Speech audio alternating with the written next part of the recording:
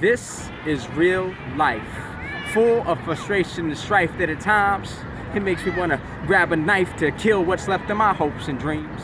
Cause my dreams are slowly dying and my hopes are crushed by the weight of a world that's so cold, cruel, and desolate. Now I don't mean to seem so desperate, just give me a violin to play my sad song, and all I ask is that you sing along. And yes, I will take some cheese with this wine. Just be sure to make mine Mexican American. From the people who wear suits and start riots, how the hell am I supposed to stay quiet? You keep trying to sell me the American dream, but I'ma put pen to pad and try and redeem that which has been taken from us by that same ideology that praises the sodomy of white-collar crooks, crimes, and criminals. I don't want a message that's subliminal, but rather I want something that's one part spiritual and two parts physical. The physical is a reality which I hear and see, which leads to a spiritual stirring deep within me. Therefore I'll bring forth force to knock down the force that won't let me be free to say what's been marinating my soul for so long that I've followed this trail of tears which has brought me here. To speak out against the crimes that have been committed against minds. Minds can be open and free so that we can see how this country has been keeping us stratified, and it won't be satisfied till we're all blonde hair and blue eyed. This assimilation puts me in a sticky situation that tears up relations with those from my native land, which in turn makes me hate that which built who I am.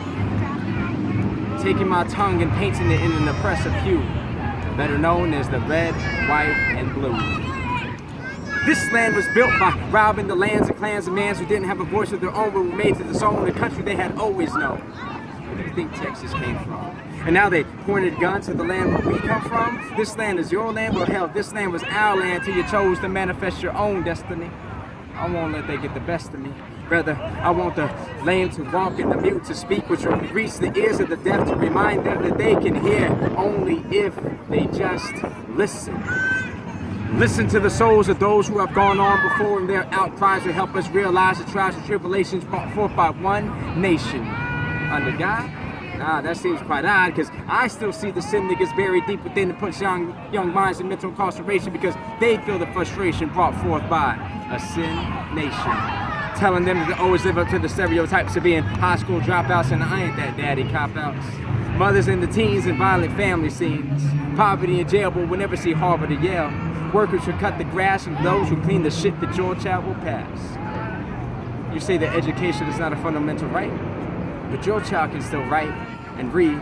But what about my seed? Will he be able to succeed in this country if he is illiterate? And the only crime he has committed being born to committed parents who work the 9 to 5 just to get by. All I'm asking is that mine get the same opportunity to maybe one day make it, so they don't have to take jobs to take their back and break it. You say I'm whining. But wine has been flowing from under the soles of our feet as we try to defeat these grapes whose brought us wrath, and the only way to get a living wage was to take life away from one for 36 days. Gracias, Senor Chavez. I write for those who speak out with more than words. Their actions are worth far more than verbs. And as I bring this to a conclusion, let me remind you that we need to find a solution. Just look past all the pollution that makes things hazy and gray, and please help my people stay away from decay. I write for those who bravely came over. I now stand on your shoulder. The words that I say will hopefully burst an apathetic bubble. And this ain't no civil rights protest or call to distress. See, this is real life.